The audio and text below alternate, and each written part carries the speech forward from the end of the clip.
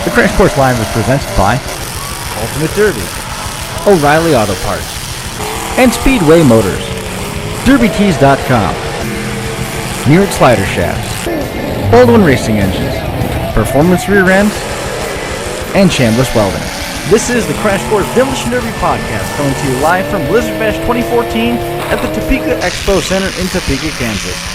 And now your host, Chris Markwood.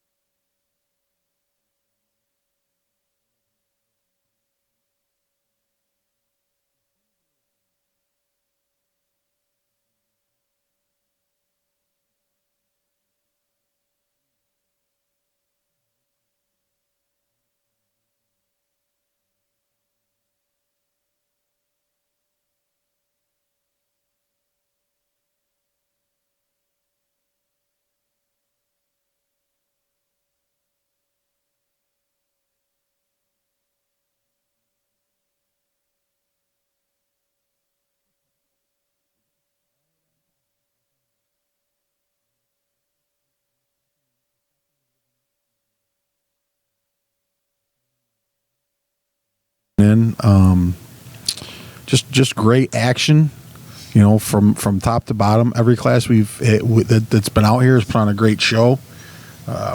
We had a heat done in 49 seconds, and then today we had JYD and KO battle in probably the most competitive heat. It certainly evoked the most carnage. Oh, absolutely. And bar on both sides of the teams. Collateral damage. There was a lot of collateral damage. Well, bar none, I think it was the most competitive, equal heat there's been yet. Oh, absolutely. You know what I mean? As for, most of the teams were loose for quite a while. I mean, for exception of right off the bat, they put Mike Worth, right? Mike Worth up on the wall, and it was like everybody was astounded, going, "Whoa!" But that would definitely be the guy on that team that you would want up there. Oh yeah. But yeah, I mean, I think that was the greatest one yet. And then we had the stock class, the stock old iron class that came right down to a classic.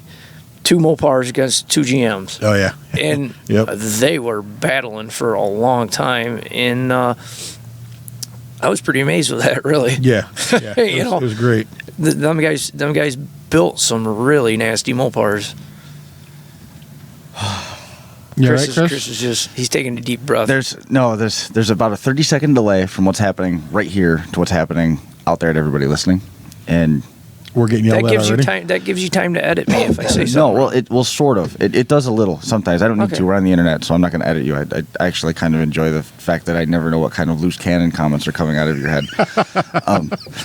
There's 30-second delay from where we are to everybody that's watching at home. So when we come out of the intro, I need to hit a button and get it shut off so that we can start getting all the audio out of here through there. It's that one that we were having trouble with the other day, and something else has gotten changed now, so just pushing this thing in and out, and it's working fine. So I didn't hit it right away, and the intro ended, and everybody that's watching at home said, "I can't hear you guys." And I got 7 messages in a row that can't hear anything, but then I looked at the screen, I got audio here, got audio here, everything's good here, I can hear it in the headset. And then I get about 30 seconds later, "Oh, I got it now." Yeah, you just need to hold. Good things come to those who wait. Because now I'm panicking, and then I've got to remember, we got to let that catch up to them at home. The thing is I don't know if there's any other program out there that allows so much interaction the way that we do, and that's the thing. I absolutely love it. I mean, we're talking with how many different states at a time? Yeah. Just live. Like yesterday, Joey Roth was on, and Steve Blankenship. They were in Washington. We had people in California. We had people in New York and Massachusetts, and it's really cool to get all the feedback. So don't at all. I'm not chastising anyone. It's just made me panic a little bit, and I didn't have to. Actually, we did have it. We had the audio. We were good. Do you want to run down a little bit on what we've got to look at here in terms of our results. Yesterday's event concluded with the stock championship. That was won by the number 96 car, Haas, right? Did I do that? Yeah, it was number 96. I can't find his name. I'm running out of again. Jared Haas from Seward, Yeah. Nebraska came away with the win. And what a great 80 stock feature that was. Almost 40 minutes long. They were just blasting each other. It came down to a shot clock thing. The second place car, Nuttleman. Yeah, it came down to him. Jason and Nuttleman. Nuttleman, had a great run. The Haas sort of pinned him in and just sort of left him there on the berm, and he wasn't able to rebound and get off the wall before the 60-second shot clock expired. Sam Williams was the official that was right down there himself. Oh, yeah. And he was leaning down there with his hands up, counting them down. Yeah. And you knew there was 2, 3, 1. That was 3, 2, 1. That was that. In terms of the team heats, we got to go through the explanation of the bracket here as well, because I guess there's some folks that are still struggling with the understanding of that. Team Light Blue and Black has advanced. Team Flat Black has advanced with Jason Dials, Rachel Dixon, Cody Leach, Jacob Ozoric, Bob Meyer, Lance Pritchett, Travis Sanger, Parker Coughlin. Light Blue and Black, the defending champions, have advanced. Tan and Black, Ryan Songaluski, Pete Hansen, they advanced. Never underestimate a red line, as it would appear. No, especially when Pete says, nah, it wasn't running very good. It wasn't running right. No, So- he's got it. They got it tuned now. So we got more to look forward to there. Team Underdogs with Brent Clemens, Darren Monroe, Luke Johnson, and Eric Blom advanced. Matt Schilling, Jesse Ravich, Eric Schneckloth, and Robbie Gustin in the blue, black, and primer gray colors advanced. DMP advanced. Chad Rhodes, CJ Barnes, Kyle Pudawitter, Mike Brown, all advancing along with David Gaukel, Jeremy Blake, Cordell Hansen, Dylan Lane, Team Black and White, and Guard Speed Shop in the fastest heat of the night, 49 seconds. Yep. Put 3 of the blue and yellow cars, just put them in the dirt. That was that. And Jeremy Yep. Guard, Bobby Whitaker, Ryan Durham, Bobby Brockway. Today we came back and saw more qualifying, and this is the at-large team. This is the qualifying teams. These are the guys that didn't get into the bracket of 16 and are trying to race their way into that for next year. Right. They will not come up against any of the round of 16 this year. They are solely going into their feature, which we're going to see tonight. Green and Black, the Team Hoffmeister, Jesse Hoffmeister with a nasty Y-framer, Jesse Kunkel, Sean Foote, and Eric Swearingen, all advancing. Black and Yellow was your Brian Kunkel, Cheesy Fiedler, Jamie Fiedler, and Craig Birkenpass, all advancing. And then JYD going through to the feature over KO Motorsports, Mike Worthbooger, Jaron Hirschman, and Zach Staver. Randy Maslowski came away with, I would say, an unlikely win. Yes. Given that he lost steering so early. Oh, yeah. He came away with a win in the compact stock feature a little bit earlier on today. And then the Old Iron feature, the stock rules Old Iron feature, great finish to that one. Mike Dunwald in what we reported was a Cadillac, and Mistakenly. and Devin Manshaki jumped right on it, and he says, "You sure that's a Cadillac?" And well, I was until you asked, and he pointed out and then had Jesse Kunkel back it up too. It was they two-door 225. Oh, Buick. Yeah, it was Buick, Nice. and it was bent. Everything was bent. There wasn't anything. Yeah. There wasn't anything straight after that. Mm-hmm. Tonight's card is going to be stacked. We're going live at 5 o'clock Central, 6 o'clock Eastern. We are going. I hope I got that right on that post. Double check that. Make sure I did that right.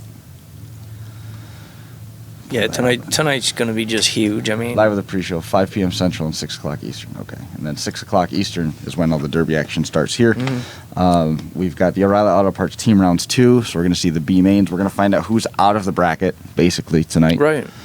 And that'll be a fun one to watch. We'll get into a little bit of who's going to be on the track and how all this works here in just a minute. We've also got the Derby T's Old Iron Modifieds, the Power Wheels, the Youth, the Speedway Motors, 80s Newer Modifieds, and then the Near It Qualifying Team feature. So we'll know who's in the bracket for 2015 as well here at the end of the night. So we've got this bracket that everybody's having a little bit of trouble following. You've probably seen it before. This is the best one that I've got. I was going to try and make the bracket and actually fill it out with the team names. I don't know if you've watched what I've been doing today, and I just didn't get time to. I mean, Oh, really? I saw you taking a nap up really? here since we got done with the. I will the punch you in the pay-per-view mouth. Really, Josh Tucker? I'm glad you're filling in for Josh. Josh, I think Josh is sitting behind us. I think he's hiding behind the curtain. I don't know. Hey, he texted on No Fear On, and I said 5 minutes, and I don't know. Hear that? He could have. I mean, in all reality, he could have been stopped by fans and signing autographs, and because funny. we tied up with Rick Clark for a while. I mean, we were just gonna go down for a quick moment and do a couple things, and got a hold of Rick Clark, and an hour later we were still talking to him.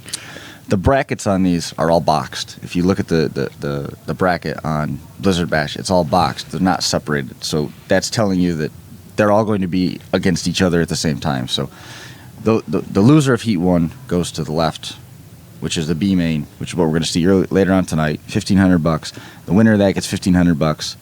That's it. The first team out, last place in that, is not in the main bracket next year.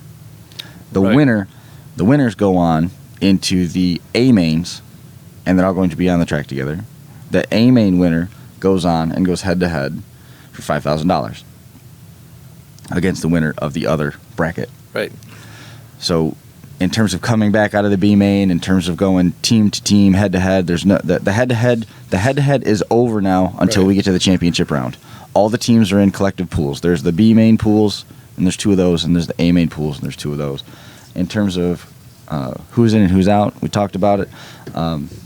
It is a little interesting when you start isolating who's going to be on the track. One of the B mains that we're going to see later on tonight includes the White with Flames team, Sam Bandow. Yep. Going to have the Molman's Pink Camo team, Mm-hmm. Mopar Express, and Team Kansas. That's just one.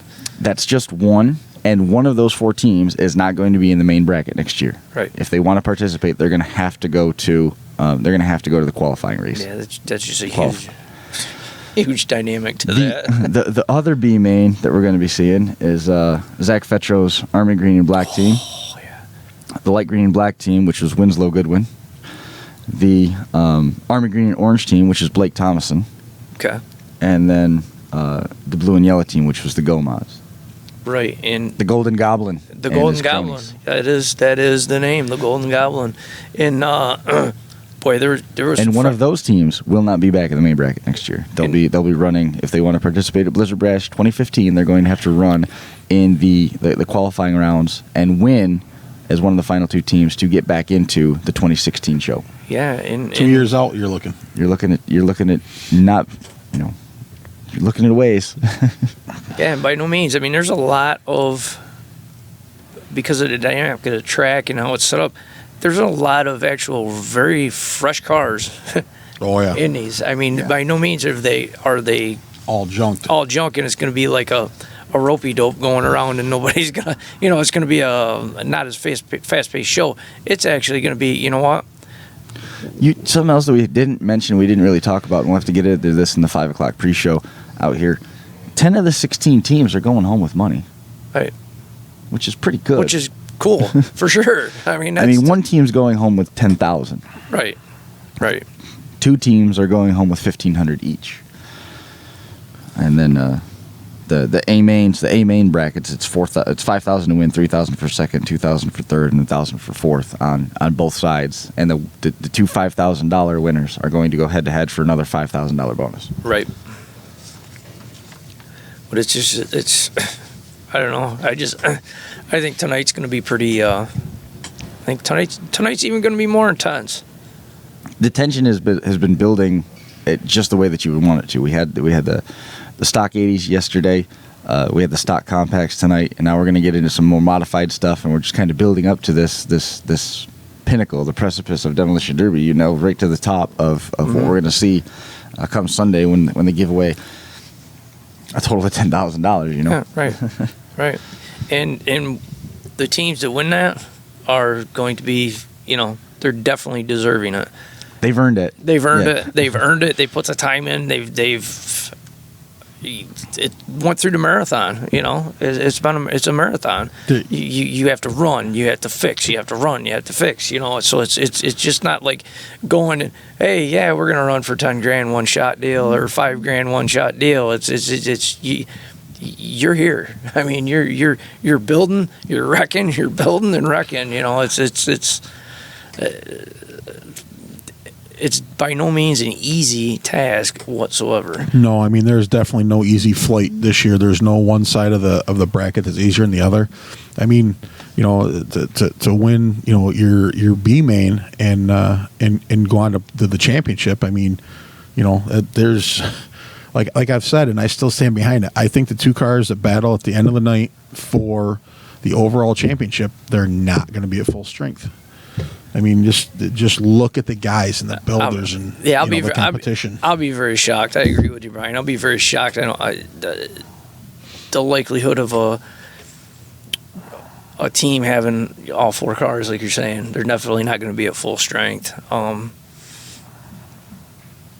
But does that, you know, and maybe maybe teams go in with that dynamic, you know, hey, you know what? We got two awesomely fresh cars, and you guys' cars, you know, start running blocker. Yeah. Right.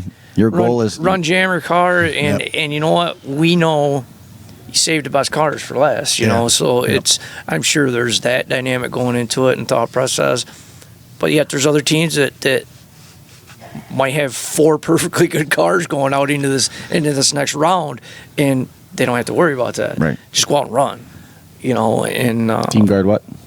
What's that? Team Guard what? Look at Fetro's team. Petro 2. Yeah. But also, I mean, You know. you look at DMP, and yes, two of their cars did have some issues. Tires, wheels. Yeah, but two of their cars are pretty much pristine. Oh, Mike Worth had fuel delivery problems. Yeah. Yes. And we've seen so much of that this year. I mean, Josh had that happen in one of his cars. Mm-hmm. We've had several reports of cars just being Jaron Hirschman was one of the guys that I was talking to about it. He had problems with it, that the cars are just so hard now that the fuel pumps are almost to a point where they're too delicate for what Exactly. we're making them do. Exactly. And they're Exactly. just coming apart. exactly. Well, it's just Jesse Kunkel's car. Yeah.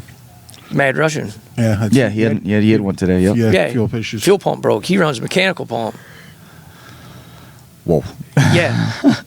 And he says that's shot. So they're working on putting an electrical one on it. Right. They're going to convert it over, put electrical on it, and get him back out there with the Hofmeister team. And he had to do so much work to get that car legal. He came Yes. in. He came in with these. The thing had airbags on it or something. So he had these taller spindles when he bought the car, and he just left them on because they had a GM part number. That's the story, yeah. And he just had to put new rotors on it because they were wore out and rusty. But anybody knows it's a builder. Brakes are important. Yeah, brakes are important, but there's the other side of that story. Yeah. And, you know, but yeah, he used. I mean, don't get me wrong. It was definitely. I feel it was an airbag car. Possibly could have been an airbag car. Either that, but I wouldn't be trunk myself. I wouldn't cut the trunk pan out where they put the air tank if it wasn't truly a car. You know what I mean? That's a vital part in the style build where the trunk pan was cut out, butchered out, and he was allowed to patch it. But if I was going to try to use that story and make it look right, you know, that, oh yeah, them spindles came out because of an airbag car, I'm not going to go take a fresh cherry trunk pan and cut a hole out of it just to make a story work. I wouldn't. No, so the believability of that story is there. Oh yeah. In my I mean, eyes, there's backup to it. Very, very funny story, and we won't even go there. How about Jesse Hoffmeister's car? I know you guys have wanted to talk about this car. Yes. And every time we start to talk about it, Ben's like, no. No. Don't I talk mean, about it wasn't. Don't It talk wasn't. about it. No, it wasn't that part of it. Is I had him confused because Jesse Hoffmeister's car, and then I seen Sean's car. Sean took me down there to look at his car last night. So that's where I was like, in a real quick thought process, I'm like, no, that's not the one. Which it wasn't, because it was. I'm talking about Sean's car. And here I'm thinking that you're like, no, don't give away any secrets. Don't give away any secrets. No, Hold on. that was an awesome built Y-framer. I mean, we all went down. How'd that compare to Tim Perry's car? Yeah. Tim Perry's car was cheated. Everybody said it was cheated. It was plated. Tim Perry's car. It had an Imperial frame under it. But we won't go there. We're here. Okay, we're here. We're at Blizzard Bash. Hey, I've noticed that even as hard as these guys drive, that their rear ends are still straight out here. The frames don't seem to be bending.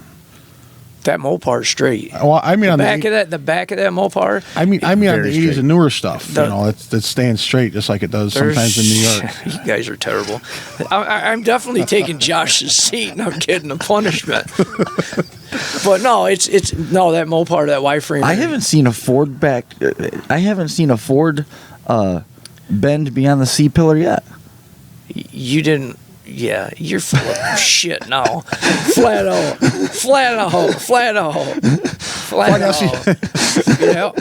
Yeah, busting the nuts. But no, let's get back to the Mopar, all right? Yeah, That's what we absolutely. started the conversation on.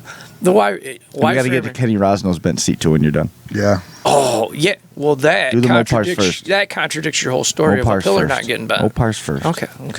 But no, that Y-frame, we all went down and looked at it. Yeah. Brian, myself, and Josh, and he's talking to kids. Yeah, we tried this and tried that. We've run a few of them. And, Yeah. and I'm like, yeah, I just start laughing. And boy, that thing, they did say that it started to kink a little, Oh, did they? right where we pretty much all thought it was going to kink. And but the back of it, I mean, it's like, I think he just went out there the one time when he backed down the track. He could have spun it around and drove the guy, but I think he just backed up just to see what it'd do. He was driving that thing so well. That car had a lot more maneuverability than I was expecting it to. Yeah. That could get around the track very, very well. Yes, absolutely. yes, and And that's one of the things coming in. When we talked, we wondered if the older iron would be able to keep up with the maneuverability of the Vicks. No problem. Yeah, and I have not seen an issue with that yet. No, and the mass of the old iron is definitely coming into play when you look at the lightweight style Oh, of yeah. the Crown Vicks. Yeah. yeah. Yep. And it just amazed me, like maneuverability wise, we're worried about, but even in the stock old iron class, them guys are out there. The kid that won it, he's out there whipping a donut, and it's like he's doing it on ice because he's spinning it all the way around, letting off just the gas keeps on and going. keep on going. Yep. And he's spinning around in a radius. It's like amazing. I mean, it's just he's turning on a dime. Absolutely. And so that kind of screws up my whole thought process on the maneuverability thing. Yeah. And but I do agree. I mean, the sheer mass and weight of the cars is in this type of competition comes into play as a very vital thing. And the use of the wall plays into it so heavily too. And it's such a clinic. It's such a clinic on how these teams are using that differently. Some teams are picking two guys. You're picking one guy at once, or like with the Gomat heat, they two guys came right out, right straight across, and that was the guard heat. Yep. Guard heat. Two guys came right straight across. They came right straight across right off the bat and took two guys out in less than 2 seconds. Instantly. There was Instantly. it was a funny inside out move. Yeah. I mean, that was a. You can give me all the crap that you want about how we don't have a strategy. Yeah. That move was choreographed. Oh, they yeah. knew exactly what direction that they were going to go. 100%. And that's the thing. I think that the teams It was that almost like a screen the way that they came off the line. Yeah. Like seriously. Yeah, absolutely. I think the teams that have run together the longest have an advantage over teams that keep interchanging parts. Because like you look at DMP, who was, correct me if I'm wrong, they've been together, pretty much unchanged, and they definitely. Well, had Reed was on the roster last year, and Right. he's just taken a year off, and that's how Kyle got on the roster this year. guards. 3 of them have been together for. Long time. And then Bobby Whitaker, who was one of the best drivers in America. Period. Yeah. I mean that. He could be out there in a Red Ryder. I think he's driven with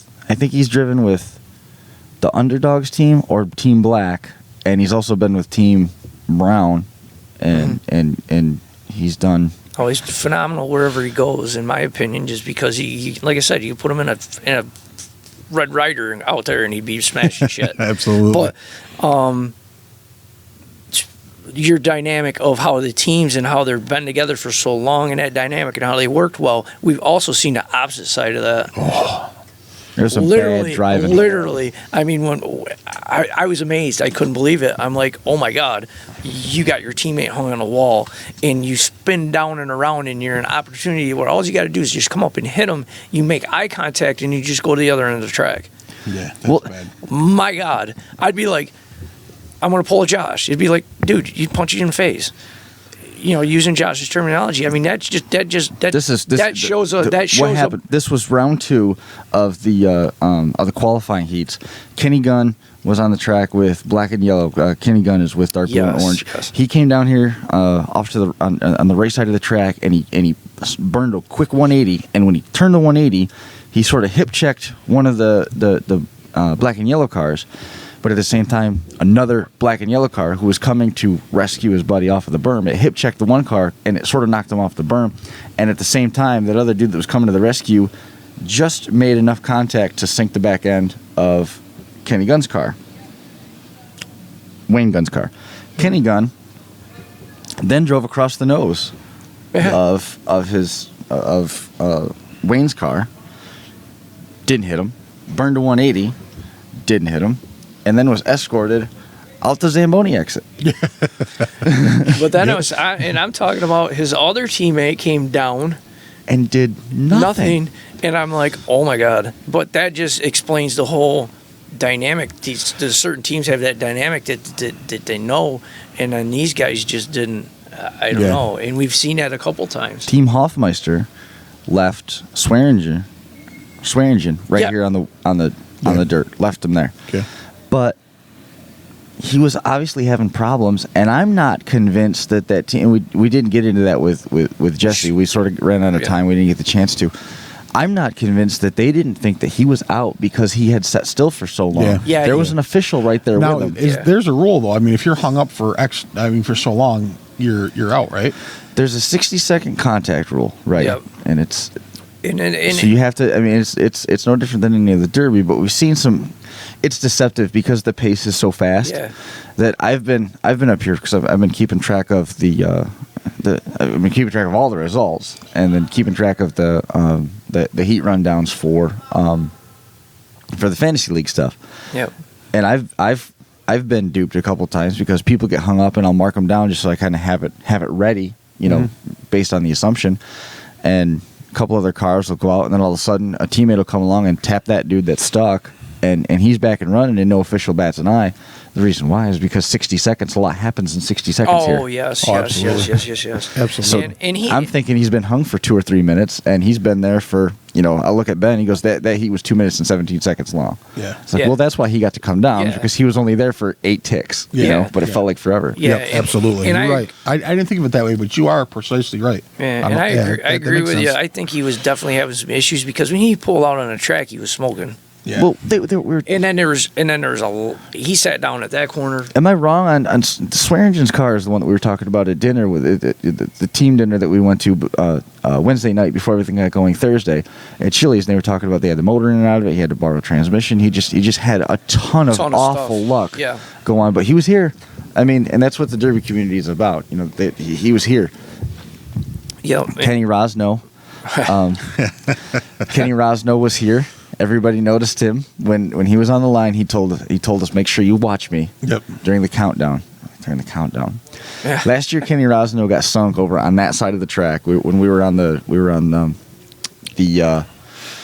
audio suite last year, and we're across from that now on the opposite side. We're at the 100 level, almost the same spot as Worth. Just about, And Kenny was off to our left. And he got sunk into the berm, and he was stuck, and he was honing on, and you could hear he was banging off the chip, and he took the chip out and threw it out the window. And then proceeded to send that thing to the moon. Yeah. Absolutely. So this year he's got a Lincoln. He was running with KO Motorsports, which is Daniel Ort, the Ferrix boy, and Dylan Kunkel. Yep. And he's out there with his Lincoln. He backs up onto the line, and he's got a sunroof in his car. Yeah. And He's letting everybody know that he's here. He's just honing on it, and then he's hitting off the chip. And they get to 3 in the countdown, and you see him flip something out through the window. He pulled the chip out again and just sent it out the window and just stood on it for the last 2 seconds, and then lifted, put it in gear, and sent it. And drove hard. He had the front tire come off early. Had some bad luck with a hub or Ben, help me out. What's that? Either the hub or the spindle. I think. Hub. It was most likely the hub. And just but he also took a shot right behind the door, and a bumper came in and bent his seat. Yep. Yeah. So he had a rough, but he was. I know we actually after we got done with our live pay-per-view broadcast earlier, Daniel and Kenny were back here behind us, and we talked to them for a few minutes and said, "Hey, if you guys are, if you get stuff fixed, come on up, be on the show again." But they both said that they were going to try to get something, around and to go into the next round. And Daniel, he put on a hell of a show, but his car was junked. Sure. Yep. Yeah. He took a lot of abuse. Motor ran great for him. He lost water early. Motor ran great. Lost steering early. Still was the last one on his team running. That team showed a lot. Dylan Kunkel and Daniel, whether they know it or not, did a great job when they were backing up. Oh, absolutely. Oh, yes. And to get Mike Worth hung up there, and we were talking about the fuel pump. Do you think it's possible? Well, no, I guess 'cause it's electric. Never mind. Just forget that. Never mind. I'm not going to go that way. Would it be possible, with as steep as these are, that the fuel pump could possibly starve? It doesn't pump anything. Could have cavitated or something. You know but what I mean? It's hard to say with these. I mean, and plus I'm thinking it's how he drives is the reason why that how he drives, and you got a wicked weather, you got a wicked temperature variation going on here today. Yeah. I think it's like 18 outside, and it's probably 45, 50 in here. Yeah, it's not. It's nice in here now. Yeah, but it was hot. Like it was almost 55 degrees when we got here. It was hot, now which is crazy. Yeah, you take this fuel that's sitting outside. Yeah. The fuel's sitting outside. It's snowing. It was cold, wicked cold last night. Take that. That fuel's still cold, real cold. It's a stretch to say maybe it iced up. I don't think it did, personally. I think I'm going to lean more towards the way he drives.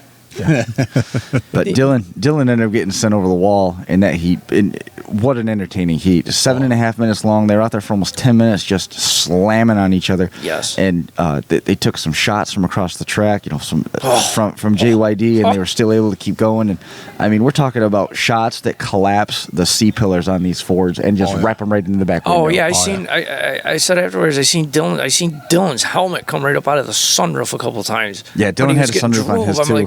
I'm like, are you, man? And then they get him down on that wall, and I'm like, dude, that's not good. And then here he comes. Whoa, 3/4 track shot. And I'm like, whoa, that's not good. It doesn't. Justin Frericks, when Dylan was on the wall down there, Justin Frericks had problems on the front end of his car. He had issues with the right front corner. The wheel was damaged, and then ultimately it came off the rest of the way. But he was still trying to get Dylan. We talked about the good team driving versus bad team driving. He was doing smart team driving, but that was a futile war because he wasn't getting Dylan off of that. No. And then it when you try to take the time to help your buddy, it makes you so exposed. You are so vulnerable. Yeah, for sure. I mean, everybody keys on that. Oh, absolutely. As soon as they get one car stuck, you're instantly backing up and looking for the savior to come in because you're just gonna light him up when he goes in. KO Motorsports did a great job of holding their own against JYD. I mean, there was some history, and there was some history there, and I guess all that's been resolved at this point. But you don't ever forget that there was history, kind of thing. But you know what? I think it definitely made for a good heat. Oh yeah, for a lot of doubt. Well, and they did the heat draws the same way they did the main pool draws as well. That was a random draw. There was supposed to be a group of 3 there last group out, but WFO didn't answer the bell. They chose not to run. Oh, okay. Because I was going to say that it was like a switch up there. And there was discussion that there's going to be a B main. I don't know if that still is in the cards or not with them laying down. If they've elected to not participate at all, if they're looking to wait for the B main, I don't know if we can. I heard a rumor that they were going to try to run the B main. Just a rumor. That's just rumor. I didn't hear from anybody on their team. Yeah, I didn't hear from Sam Williams. It was just a rumor I heard floating around. So we'll see what happens. I've heard that in discussion. There's a lot of stuff floating around. There's a lot of inaccurate stuff floating around about Rick Clark. Yeah, absolutely, very inaccurate. Absolutely. Way over the top. That's not appropriate or fair in any stretch of the means. Yeah. I mean, look, if you want to know what the story is, ask Rick. He was invited. Let's back this up. He was invited up here. Right. He said, yes, but I'm not ready. Right. Absolutely. And he said no. I mean, like I said, we talked to Rick for over an hour down and there. he's not Rick. In the conversations, very brief conversations that I've had with him, Rick isn't arguing Absolutely any of the not. points. He is not protesting. He isn't fighting back or anything. It's just flat inaccurate rumors that are out there. Inaccurate, and he's just upset about. And who wouldn't be? You spend this much time money on a car. I mean, you're going to be upset when all he want, long story short, he just wanted an opportunity. And that's the bottom line. He can still bring it out if he wants to run with the modifieds. With the Pro Mods. Yeah, the Pro Mods. But he could outdrive most of the Pro Mods. Yeah, he could definitely outdrive it, but I see his perspective because he says, Brian's got a picture of the car on his phone, and it's it's a Pro Mod that one of the EPR guys drives, and it's just he calls it Mr. Nasty, right? And it's like, okay, and I didn't see it. Brian showed me the picture. Hang I'm on, like, wow. You're thinking about this all wrong. They got a pile of metal the size of this table that they cut off the other two cars. Just start welding it onto Rick. Yeah, that's true. That's true. That's 100% true. But it's just But then you come into the aspect of is safety safe? Is it safe? Yeah. Rick. Well, also there's another piece of that too beyond the safety thing. What message does that send? Yeah. If that car turns around and with realistically no changes that it could go out there and it runs with the Pro Mods, now somebody from the outside looking in looks at this and says, well, obviously that car was so over cheated that it could go out and run with the Pro Mods. Right. Well, which that's furthering the inaccuracies. It's one of them things. If it was me, and I build a car, and that happened to me, and they gave me that opportunity to do it, why am I going to take all this time and money and take it out there against a bunch of where you're way under built tanks when, you know what, I might be able to take it around and do some changes or whatever, and take it around and run different shows, to help. But I'm just, that's like taking a knife to a gunfight. Right. Absolutely. Bad. And all it takes is one of them Any one of mods, them. pro mods. Just take one of them, just to shove them into a corner, and another ladlehead to come across the track. Ladlehead, I've heard that. I haven't heard that in a while. No. You know what I mean? And send them. And I don't know. Personally, I mean, I wouldn't do that personally. No. Just because. Nope. If I didn't have to go to work, Sure. I didn't have to do nothing. Sure, I'd do it in a heartbeat. But you know what? 99.9% of the guys here got to go to work. Right. They got to work. They got to make a living. They all got kids. They all got family to do stuff with them. And that's the last thing they want to do is go sit in the hospital for a month. Well, how about Jeremy talking about having to go to work when Blake Thompson came up over the berm? The back bumper actually struck him Absolutely. In his torso, laid him out completely. He was running from the car. He was trying to get out of the way, and that's just how fast the cars move. And he's here today, but he's sore. He's sore. His eyes were out there. And when I talked to him, he said the blunt of it was in the arm. Believe it or not, it was up that high. He's all, no, I'm fine. Thanks, thanks for checking on me. I'm like, dude, I says that scared the hell out of us, mm-hmm. And it scared the hell out of everybody that was watching it. And he goes, no, honestly, it looked worse than what it was. I'm like, no, actually, I think it was as bad as what it looked, because you thought you had wings like Red Bull, but it didn't work. Yeah, I mean, and that's the thing. I mean, with the things that have happened this year, on the track and at derbies, and then to see something like that happen, I mean, personally, worst case scenario comes to mind, and I felt the same way when I saw that as when the roof came off the Scott Kiefer's Cadillac. That was the same pit in my stomach, the same just terrible emptiness. Scary. Yes, it was just. But then to see him come back up on the wall, when he popped back up on the wall, and he's telling him, "Oh, I'm fine." He popped up like one of them flip down dummies there, the punch bag dummies. I was like, he's down. The next, bam, he's up. I'm like, holy man! I says he's all right, and I'm thinking, yeah, wait till the adrenaline wears off. Adrenaline wears off. He's got to be. But they said he just, like I said, he's sore. Everything, it all worked out good. He's safe. He's not seriously hurt or nothing. So no, we got Greg Neal. Greg Neal had quite the adventure in the opening round of the heats today. The dark blue and hot pink car. Oh, dude. You ever see a 5-point harness break? Yeah. Oh, broke the 5-point harness, and he finished the heat with just the lower half on. Yep. I mean, he had to have Just something. his lap belts. Whoa. It's crazy. And talking about devastating, the compact cars. Yeah. They said go, and that guy got hit. Tony Brellinger took a shot in the left front corner that was. It was a clean shot. It was a clean shot. It was a sniper shot, though. I mean, that was 100% precision shot. Precision. That was definitely a kill shot. But and he said he got to the pits and he still was having trouble focusing his eyes. yeah, you could see the birds flying around his head on his way out there. I mean, it was like seriously, it was that bad because when he's in the car, he's like. And what happened to because the right side internals or something out must have blew some did internals. did the CV come apart in that? 'Cause usually when those axle shafts come apart like that, tires will flop over and it'll act ugly. That still seemed like sure it was they got functioning. I'm sure they got that typical thing straightened out. Oh, here the guy's running out here. So I would more relate to something internally because all that force and everything just got. And it was there was a mark from the bumper on the lower part of the fender, and it maybe scratched the paint on the door. Yeah. But I mean, it was so close. They red flagged it right after that to take a bumper off, and I was convinced they were coming out to break his stick off for the driver's door shot. Right. Because he was lined up on a trajectory where he was going to run into whatever got to the middle of the track first, and he got Tony, and it was so close to the door. And I'm glad Tony was okay. We've had Tony on the show before. Yeah, we're going to talk to him a little bit later on and get some thoughts from him.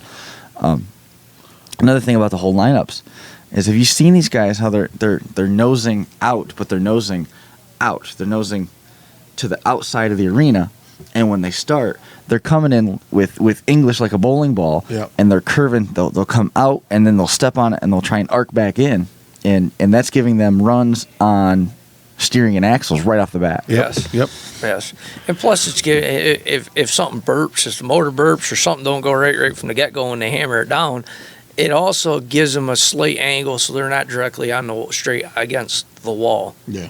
So somebody could just come up and just kind of bump them and boom, up on the wall. They're stuck on the wall. Right. It kind of gives them a little bit of leeway. I'm sure maybe that built-in catch fence. Yeah, that's just kind of my theory. And it's the wall. Josh, before the show started, he made comment on the wall, and I mean, how many times? I mean, probably 15 cars have been parked on the wall, and that's where they sat. Yeah. Easy 15 cars, and it's just one of those things. I mean, like, as Josh said, it's become very evident, that wall is definitely a tool.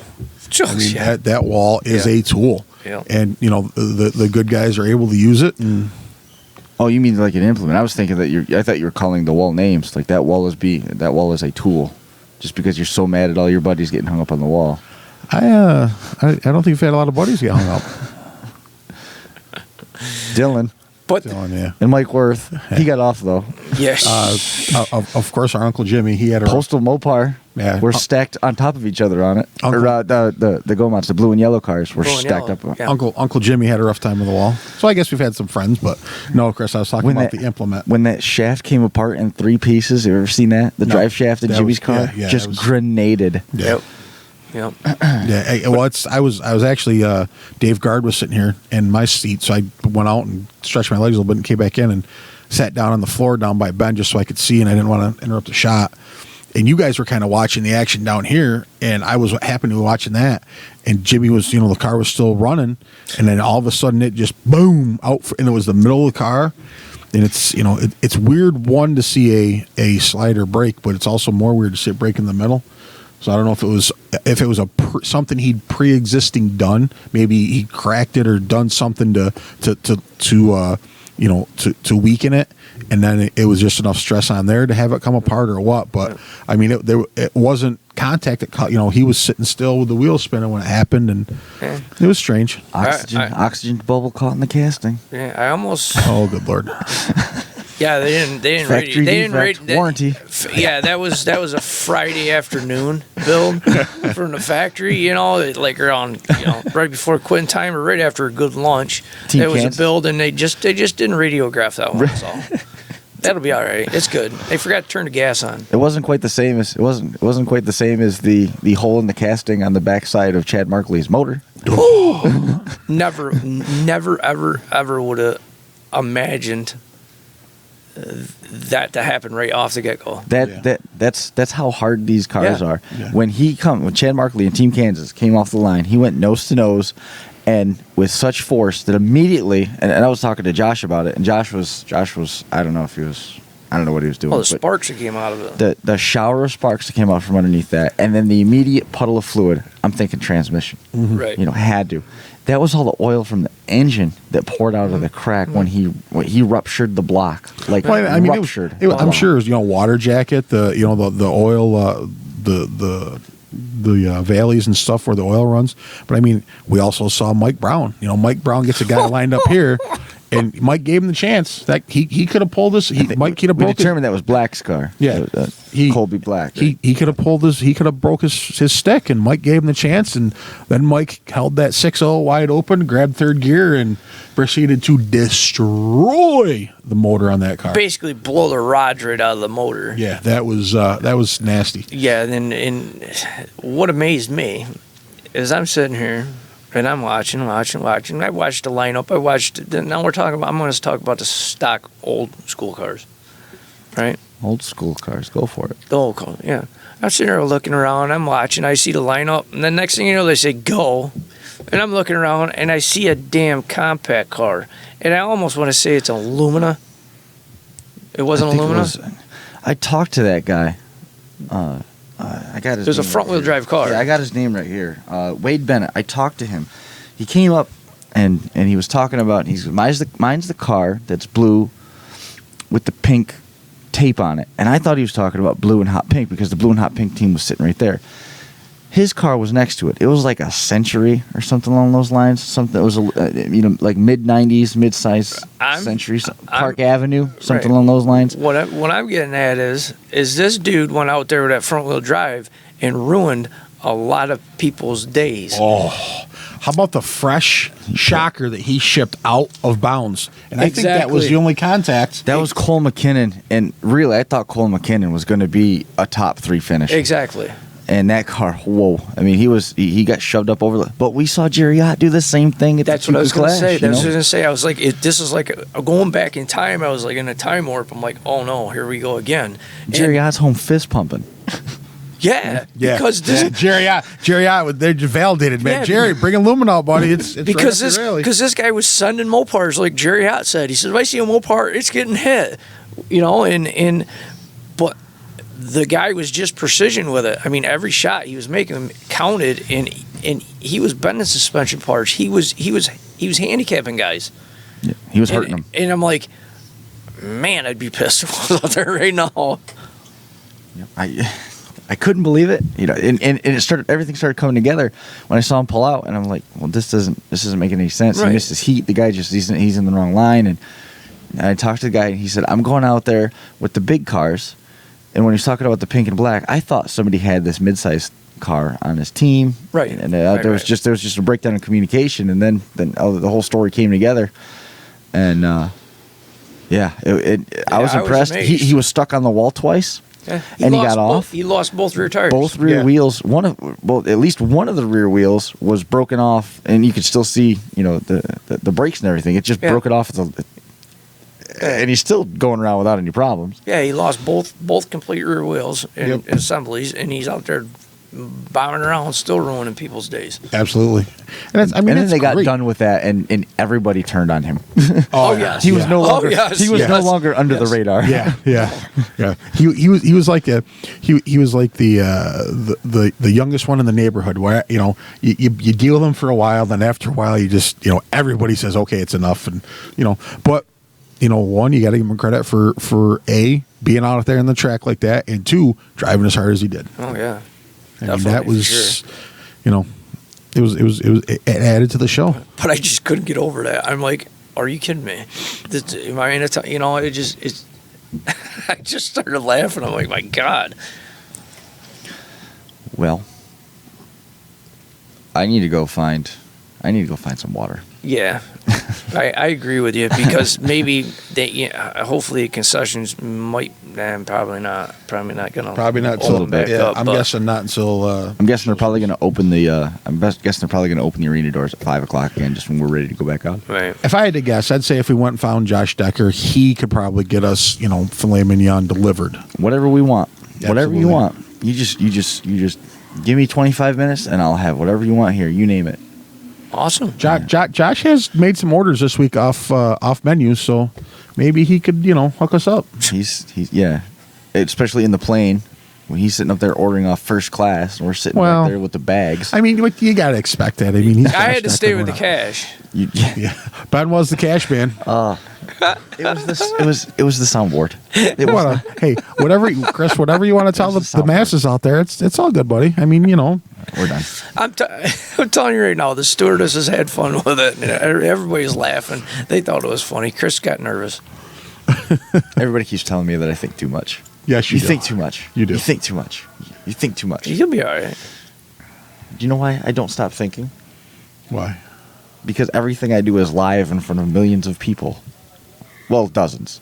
At least 6. I mean, right off the bat, there's probably 6 watching. Wait a minute. We got 1, 2, 3, 4, 5, 6. We probably got a dozen in here right now. Hang on, I'll tell you actually. No, we mean actually in here live watching us, like in the arena. They are. Yeah, we got a dozen right now. They're fist pumping and everything, There's 30 people watching. waving their brooms at us. 30 saying, live right now? 30 live right now. That's great, There man. are people that have given their entire Saturday to Demolition Derby without ever entering the state of Kansas. And you know what? I for one, want to thank everybody, and not just today. I mean, everybody that's watched us for the year. But I mean, yeah. the views we've had this week, I'm not going to give numbers because I want to. We want to People make think sure I'm- they're accurate. Yeah, but because you look at that and you think, I hope somebody didn't miscount because that's a really cool number. yeah. And again, thank you for all the support. I mean, the 4 of us, I'm going to speak for Josh, he's not here, but the 4 of us love bringing this to you guys. And, again, we want to help the sport to grow. And, this is definitely doing, I mean, people are noticing. Our favorite part is talking to the people live, like as Oh, it's yeah. happening. Yeah. That's so much fun. And I Love mean, doing it. We've all had people this week say, hey, you guys are doing a great job and, you're helping the sport. And we love that. I mean, it's great that we're helping and, Yeah, supporting us, and also the people coming out and actually just supporting this awesome show. no. Yeah. Yeah, to love support it. Blizzard Bash is Yeah. nobody can. No. There's no thanks enough because No. you're at risk. Yeah. But I tell you what, with the different weather conditions and everything else, like last year, I mean, it was awesome weather. Everybody's running around t-shirts, being all wacky, and this year, I mean, everybody's running around in Carhartts being wacky. So it's Well, I mean, last time it was pretty quiet. I mean, we were all in bed by 10:45, 11. I mean, I know personally, I read a little bit of scripture and some verses, and I thank the good Lord above, and out I went. So it was a good night. What's wrong with you? So out of your mind. all I know is I just don't understand. I mean, food places shut down, and I They never roll the sidewalks up. I never Oh. can't. I never. Well, let me. If I have to eat one more meal at a freaking gas station, I'm gonna start flipping But the cars. gas station closes at midnight. Exactly. Let me tell you a story. The only thing I can relate this to is 2002-ish, 3-ish, maybe somewhere in there. 2009 when you went to Metal Mayhem. No, we went to when we were racing. We went to Hagerstown, Maryland, with my brother. Yup. And he won the feature. And I mean, this is the biggest win of our team's lives. I mean, we are all just stoked. So we go back to the hotels and we change. And we got to go out and have a drink and celebrate. Everything's Good luck. closed. We proceed to leave the hotel at 11:47ish. Say, pull into the bar. We're closing. What do you mean you're closing? It's midnight. We aren't open past midnight. And the lights come on at midnight, and they are shoveling people out the door. Like if you've ever seen what's the bar show from Sturgis, Kentucky, or Sturgis where they do the motorcycle rally? Yeah. Oh, Where they turn the lights on and shove people out with 4-wheelers. That's what they do. At that we have no. You can't have one drink out the door. I mean, it was. That's and, crazy. Yeah, there was Yeah, I've been to a lot of places. You get done with a show and everybody's hungry. Of course, you're working on stuff and stuff like that, and you get ready, and it's the first thing you want to do. All right, yeah, we can settle down and have something to eat. Hard to find. Well, I mean, and we haven't traveled. I mean, I know, like I said, we got some pizzas delivered last night. I mean, it wasn't. And there's a Domino's somewhere. Yeah, I have I've seen Domino like boxes. A million Domino's boxes around. We may have to find a phone book and see what we can do. Yeah. Get a little bit of different food today, but Chris Marquardt, what do you think? Is this our halfway show and we're calling it good and on to the next? Unless we go shoot a cow. We're really close. Yeah, if we go shoot a cow, I'm eating the cow. Hey, we're in Kansas. There's some big venison running around here somewhere. We saw seen them coming in on an airplane, landing on an airstrip. We had cows on the airstrip. Did you see? Yeah, that's true. There was cows. That's Right next to the airstrip. Those are cows grazing on the airstrip. Yeah. Exactly. Coming in. We're coming in. Yeah, look at that, man. There's some houses down there. Look at them houses. Holy shit, there's cows on the airstrip. Oh my God. Oh boy. You could jot that down. That was actually Missouri. That wasn't Kansas. We flew to Missouri. Kansas City, Missouri. Sorry. Yeah. I had the Kansas part right. Kansas City. Kansas City. Okay. Isn't there a song? Kansas City, here I come. Kansas City. All right, we're going to call it. No, it's Brandon Tyson. He's just telling me I'm still listening. Brandon, how's the fitting ground going, buddy? Shout out to all of our farmer friends who Boss are. is gonna hate his Wi-Fi data bill. Yeah. Well, That's funny. You went over your data plan. It was just renewed yesterday. There was something else awesome. that I was going to add, but I've lost it. We're back here at 5 o'clock, 5 o'clock Central, 6 o'clock Eastern with a pre-show. Are you sure about that? Yes. Action starts at 6 p.m. Central, 7 o'clock Eastern.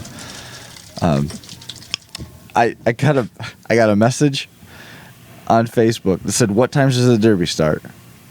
And I said, "Well, where are you?" At home. And he goes, "Indiana." And I said, then you're in the Central Time Zone. It's going to be 6 o'clock when everything starts. And I thought about it. One of those states in there is divided.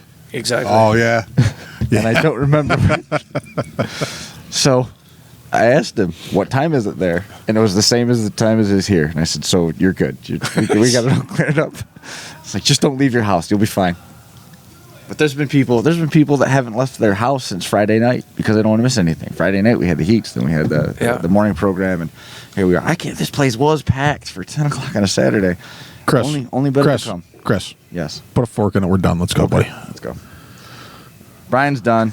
We're done. We're out. Guys, thanks a lot. Appreciate it. We'll be back here again in just a little bit. About an hour. We're right back to it. And that is going to be on the Kansas Expo Center live stream. So everybody knows it's not going to be on Finger Lakes 1. See you later. Well, you got to cover those bases, man. You got to cover the bases.